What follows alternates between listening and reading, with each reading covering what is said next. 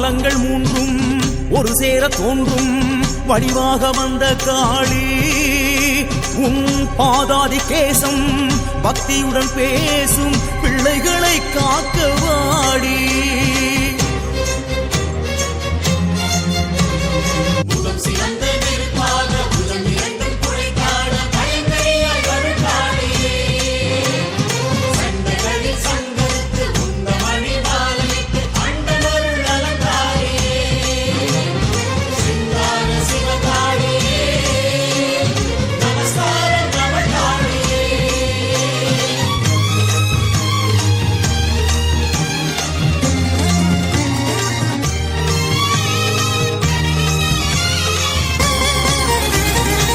உலகங்கள் ஊழி என்னும் சூறையிலே உருமாறி தத்தளித்து ஆடையிலே திருநீலகண்டனவன் பார்வையிலே அவதாரமாகி வந்த காளியளே.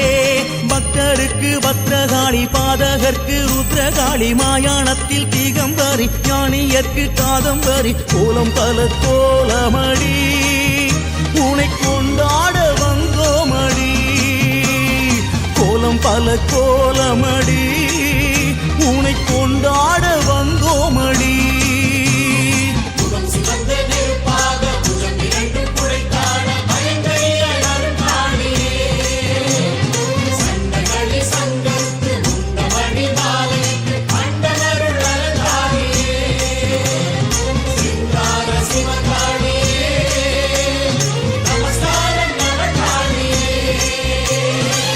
உலகங்கள் ஊழி என்னும் சூறையிலே உருமாறி தத்தளித்து ஆடையிலே திருநீலகண்டனவன் பார்வையிலே அவதாரமாகி வந்த காளியளே.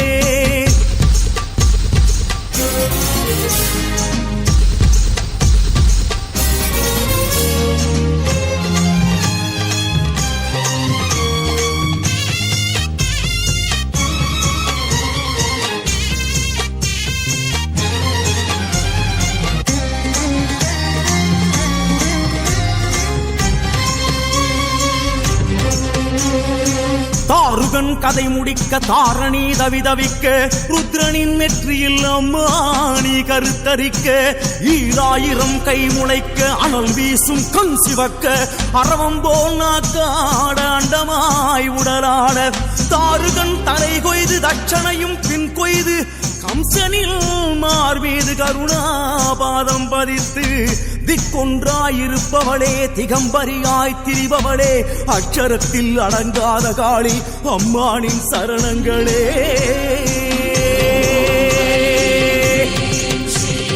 வீரபத்ரன் துணையாக கோர பற்கள் கூத்தாட உருவான பத்ரகாளியே.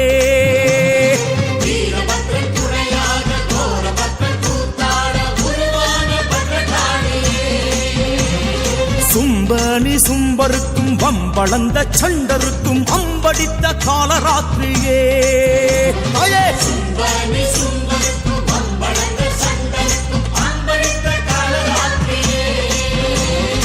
அம்மாயே சரசண்டிகே ஆங்காரி சரணங்களே.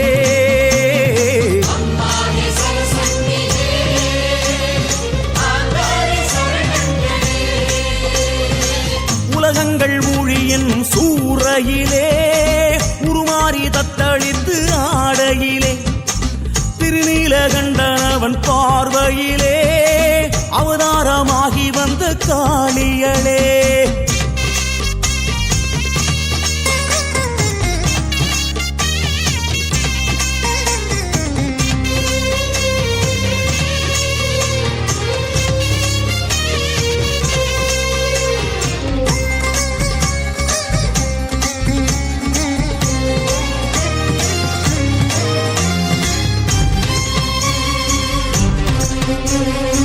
அம்மானி குபேர திசையினிலே ஸ்ரீகாளியானாய் ஈசான திக்கினிலே கார்த்தியாயனியானாய் இந்திர திசையினிலே சாந்த காளியானாய் அந்த அக்னி திசை மேவும் சாமுண்டா காளியானாய் தென் திசை திக்கில் ஸ்ரீ முண்டமர்த்தினியானாய் நிருதி திக்கினிலே ஸ்ரீ பத்ரகாளியானாய் வருண திசையினிலே ஸ்ரீ துவரிதா காளியானாய் வாயு திசை விரியும் ஸ்ரீ வைஷ்ணவி காளியானாய்